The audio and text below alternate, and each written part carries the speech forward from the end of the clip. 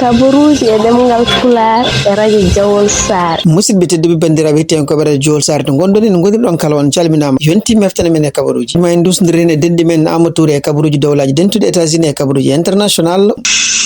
Seydi Touré bisimilma e kabaruji dowlaji dentude États-Unis e kabaruji international. Bandiraɓe sehlaɓe aɗo toɓira Jawol Sar jam hiira moon hande ko ñalawma asetta hawri ko 16 lewru mai hitande ujunaji 2026 habaruji moɗon ndemgal pular guiɗiren ko habaruji Amerique ɗum noon tugnade ko winda e journuji kewɗi kanko Jean tam ko arti ko kadi no wayno mono ƴeewa joni fewnidde ko kenji holno mbayi yiddemo holla holno mbayi hoolademo kono noon tugnade surveillance jaltuɗi tawni winda toon to roro en wayno ko ɓeeɗo yimɓe remoɓe walla yimɓe aynaɓe wonɓe nder laddeji ɗum noon wonɓe nokkuji ɗi gona guure mawɗe kañumen koyemen continue hande sipportudemo tugnade hande kamɓe roro koɓe kalde e yimɓe jeeɓe toon surtout toon to Colorado ko yimɓe supporteruji Donald Trump mbi wonde ko kañumen koyemen ene jarana ɗumen ni hayso ko cogguga ko fate e essence hayso nen monta kono wona bunneyo Allah ko ɓuri ɗum taw par gallon ɓe wiide mabɓe ɗum ɗo fof ɓe gongni Donald Trump ko haala ko pour hadde Iran kañum hoore mum jogade kaɓirgal nucléaire e américain ji fof so ndendinama sonde juji jaltuɗi en wayno ko américain yiddemo walla yidde laamu makko tellitima joni ken wona 30% nade hande sonde juji binda toon to roro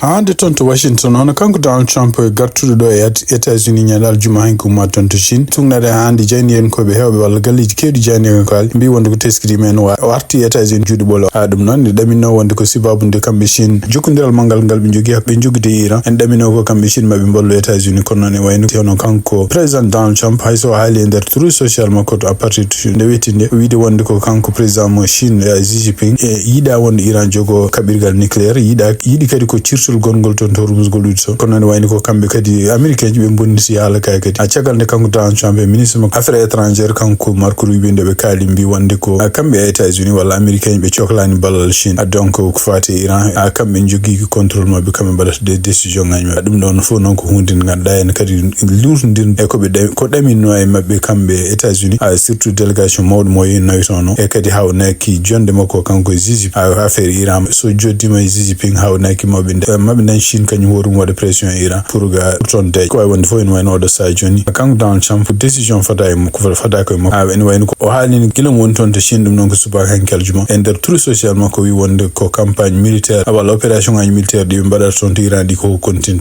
oɗo sa noon andaka holko jogori wadde est ce que ko jogori kadi ko continue bombardude Iran walla ko jogori wadde goɗɗum ko way wonde fof Iran en continue hande wiide ko kañumen koyemen ko défendoɓe koyemen ɗum noon ko kala nde ɓe jani Iran kadi ma bunno intérêt ji en tuma noon ɓen continue kamɓe américain ji ƴewde beele Arabie Saoudite ne jaɓa e kutoro weewu men walla jaɓani avion ngaji mabɓe kamɓe États-Unis juuro toon pour yaade bombode Iran Arabie Saoudite oɗo sajini koko sali ɗum sifti noon tan kadi ene wayno ko leyɗele arabe ɓe gonno toon ɗe fof ene wayno ko intérêt ji américain ji gonno toon ɗi ala fof to nokkuɗo mema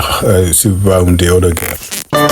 hande habaruji men États-Unis tugnade kadi ko ummi toon to Louisiane suɓima debbo goto biyeteɗo Ledlow yo won candidat heftude place ono kanko Bill Cassidy noon ko sénateur toon to Louisiane ƴeewo dañje mandat muɗum tatab ko élection ngaji primaire ko mbaɗa toon samedi kanko Bill Cassidy noon jaaro duuɓi 60 omo jaa e sénateur républicain ji jeeɗiɗo jamnoɓe wadde pour Donald Trump empêché ɗum no caggal nde jangu bonnongo toon to congrès ñande 6 lewru janvier kono noon ko teskira e makko kanko Bill Cassidy en wayno ko Donald Trump ko arti e mandat muɗum ɗiɗaɓo ko ɓe mbawi wadde maslahaji no ɓe gondiri ko sibabude ɗiɗo primaire kanko Donald Trump hande ko mettinɗo wonde Bill Cassidy koye añmi makko jeeya ɗum waɗi o ƴefti hono debbo goto biyeteɗo Julia Ledlow kañum hoore mum yo won candidat pour hebto place makko ɗum noon ko woteji primaire kanko Julia Ledlow jaaroɗo duuɓi 45 présentant jeeya ɗum caggal nde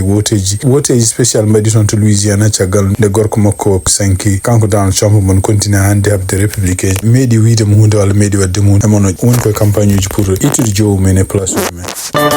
le habaruji men États-Unis tugnadi kadi journal CBS News ko haali hono Banks kañum ardino en yimɓe dadiɓe renoɓe frontiére ko namanoma kañum yo ardo service immigration ko fati renoɓe toon frontiére uji kañum wonno kadi toppitiɗo kala ko fati frontiére uji toon Texas addu Donald Trump nomdemo ene wayno ko ñande alhamis hiccenki kanko hoore makko wiyama o démissionné ɗum ligguey makko o noon kanko Banks woni neɗɗo cakkitiɗo e gouvernement Donald Trump démissionnoɓe walla secrétaire donc ko idima hono kanko kristinoɓe dumunnaji ɓennuɗo en wayno sekonoɓe ligguey mum taw lumti yaltina ɗum ko gonnoɗo sénateur jeyaɗo toon to Oklahoma hoto kanko biyeteɗo Mark Wayne Mullen. Donc en wayno ko kanko Christian Wunami ceggol mo ari noon ko caggal ndew haali haala ka fewani surtout yen oɗo pellonoɗo toon Minneapolis on Alex Pretty ɗum noon e ɗum wayno ko ɗum ɗon ko adi ɗum kadi hono commando neldunoɗo toon to Minneapolis gumino toon to Texas on kanko Gregory Boven e hollonama kañum worum wiyande lewru mars nde ɓittama e ligguey muɗum ene wayno felsi wiide wonde kay ene yaha retraite e oɗon saaha kadi hono kanko Tad Leon kam arduno kala ko fati immigration e custom service wonno ko fewntade haali kadi wi wonde ko mayde lewru me ene wayno koko nattata ardade oɗon service toon to immigration ɗum noon ne wayno ko mabɓe ƴeewlo lomtoɗo.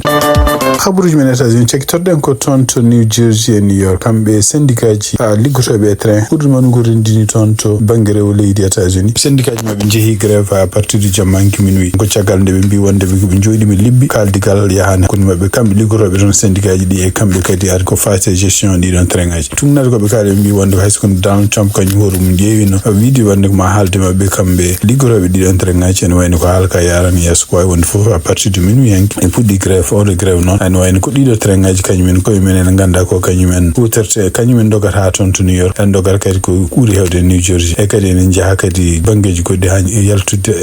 ɗiɗo étaji ɗi ene wayno so tawi ɗi natti dogde ko caɗele mawɗe wonante business aji gonɗe toon to banggue rewo leydi États-Unis ɗum noon ko wayno New York ene New Jersey habaruji men international guiɗoɗen ko toon to Sénégal tumnade ko winda toon to Dakar actualité hono kanko ardiɗo leydi Sénégal hono Bassirou Diomaye Faye ene wayno o ñande 12 lewru mai ñande 12 lewru mai kanko hoore makko o jaɓi gonɗinde walla sellinde vote bannuɗo toon to assemblée mabɓe national oɗo vote kadi ko fate loi L29 et L30 donc ko fate ko signé ko kanko Bassirou Diomaye Faye ene oɗo loi surtout mo 29 ko ɓeydude kadi ha leera hol yimɓe ɓe ganduɗa haddeteɓe a wonde so mbaɗi ko boni kañumen koyemumen mbawa wonde candidat ji donc ɓe ɓeydi juutendi jowmen ko jooɗoto gonani candidat ji kono noon kadi ɓe kaali kadi ɓe cifima en kadi holɗiɗon bonandeji ɗi ganduɗa en jowmen so tawama ne mbaɗi ɗum ɗon donc ne jooɗo dumunna mo ganduɗa en juɗɗo mbawa wonde candidat ji toon to ko fati politique kono noon wayno ko loi ɗiɗaɓo e loi mo mbiyata L30 oɗon loi 30 ene kalano wiide wonde ko kala neɗɗo mo ganduɗa kalis ne fawa e muɗum kalis o kadi ken ɓuura 200 000 francs ene wayno ko kañum hoore mum ittama e listuji électoral ene wayno oɗon loi e kamɓe assemblée o ɗum noon majorité Pastef ɓe voti oɗon loi il faut ko itte ko way wonde fof ko kanko Bassirou Diomaye Faye fadano ko signature makko so signini ɗum ɗum wontata kadi loi hawnaki noon so toon to conseil constitutionnel tawde ɗiɗo kuule ma jaaha toon kamɓe kadi eɓe jogui hen koɓe kaali ɗum noon hakkillaji yimɓe fof joni kucciri ko toon to conseil constitutionnel e surtout rende tawde kamɓe yimɓe lundu eɓe tuumi wonde ko ɗeɗo peeje fof ko wallude hono Ousmane Sonko wonde candidat hitande ujunnaji ɗiɗi e nogas jeenayyi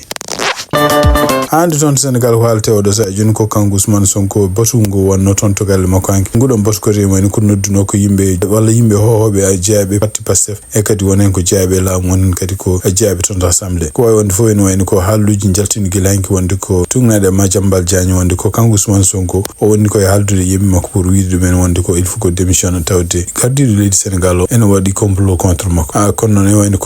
ne wayno ko anda ha tan ha ɗo jaaten ɗo ene wayno ko ala fof konngol gumingol toon to présidence wonde ko kanko walla to primature wonde ko kanko Ousmane Sonko o natti wonde poste makko ɗum noon haysinde wonde ko haalluji nanggugol jaga sek continue ne wadde makko kanko Ousmane Sonko tawde koɓe sehilaɓe gonno e kadi koɓe jeeya ko wuuro woto wawi wonde fof en won oɗo sa joni ha noon kamɓe parti Pastef e surtout tawno batuji mabɓe toon hanki mbi wonde ko wayno ɓe tawi parti Pastef ɓuuri lollude tawde hay soko mi waɗi batu en way haala leydi ndi haalte ko haala Pastef ɗum noon konngol makko kanko Yacine Fall o wi wonde ko en wayno ɗum ɗo holli tan ko Pastef nana continue ɓe jogade joole en nana continue kadi lollude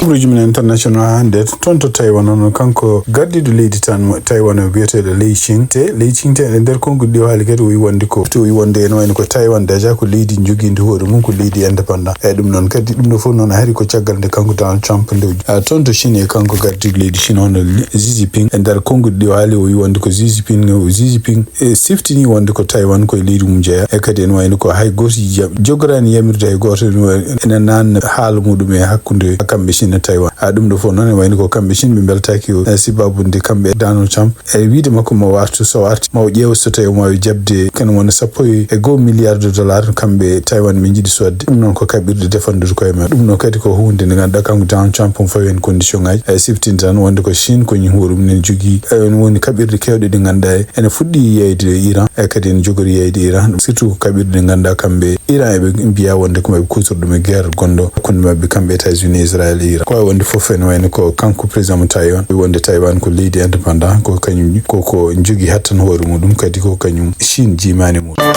hande kabaruji men international kamɓe leydi États-Unis e surtout la makko kanko Donald Trump eɓen continue surtout département justice en continue oɗo saha joni fawde bonande ye kanko gardiɗo leydi Cuba hono kanko Raul Castro ɗum noon e balɗe garoje ɗe en wiyande wonde ene wayno ɓe takkima wonde ɓe Cubanaɓe pellino avion ngaji ɗiɗi ɗum noon ko toon to sare leydi mabɓe ɗum noon ma won duuɓi 30 joni wawi wonde foof ene wayno ko kanko Donald Trump haade guerre hakkude mabɓe Iran fuɗɗade ene wayno mo haalanno wonde ko Castro walla Cuba koye leydi ndi ganduɗa kamɓe koye mabɓe caggal Venezuela ɓe mabɓe ƴeewa kadi kañum yanoyde toon pour surtout ittude laamu ngon ngutongu Raul Castro noon jaaru joni duuɓi 94 ngan natti wonde gardiɗo parti communiste gonɗo toon guila hitande ujunaji ɗi nogas e ɗum noon kadi ene wayno ko e ɗum ɗo fof kadi ene wayno caggal nde famille mabɓe continue ardede oɗo parti kene ɓuuri duuɓi 50 donc ene wayno ko kanko ardi leydi ndi joni ma won duuɓi 15 caggal nde Fidel Castro kañum hoore mum démission ko wonde fof e noon kanko Donald Trump e nder gajutuji ɗi waɗanno ni o wino ni hawanaki ma o ƴeftu hono Marco Rubio kañum arduto toon walla kanko waare makko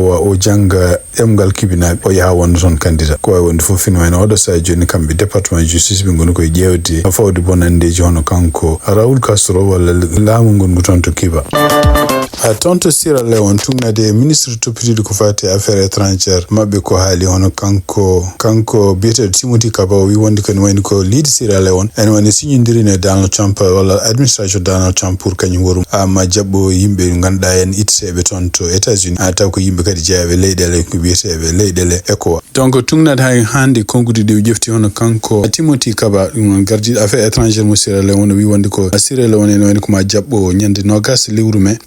donc yimɓe ittaɓe toon to Amérique taw ko jeeya koye leyɗele communauté économique des états de l'Afrique de l'Ouest ɗum ECOWAS ɗeɗon leyɗele nen e nder ko limti en jeeya hen hono kamɓe jeeyaɓe toon to Sénégal to Ghana Guinée ene wonde Nigéria ɗum noon tugnade konngol kanko Timothy Kaba ko haalde o wi wonde ko Sierra Leone signidire e États-Unis e wonde ne wawi jaɓɓade hitande foof ken abbo 300 neɗɗo guitte toon to États-Unis taw ko yaltinaɓe leydi États-Unis taw ko jeeyaɗe ɗeɗo leyɗele mofte toon haade mumen ɓenninede leyɗele mumen ko wawi wonde fof ene wayno ko Sierra yimɓe kadi ittede gaade Amérique nawede toon to leyɗele ɗe jiida e leyɗele mumen kadi wona joni fuɗɗi ene wayno ko faama e lebbi ɓennuɗi ɗi henne yimɓe naama toon to République démocratique de Congo wonnaɓe toon to Ghana wonnaɓe toon to Cameroun Guinée équatoriale e toon kadi to Eswatini ko wawi wonde fof ene wayno ko Sierra Leone kañum hoore mum ene wayno yante e ɗeɗo leyɗele jaɓɗe wonde ko kamɓe américain ji ɓe nelda yimɓe Sierra Leone taw kadi ɓeɗon neldaɓe toon to Sierra Leone wona toon to Sierra Leone jeeya tien jarni dendagal bandiraɓe tenkoɓe radio Jowol Sare to goni en gonir kala en ñaguima joom jaam mo jaam woni jungo mum nde waɗanten jaam ha ɓuuren jaam wonde jaam yo en gone jaam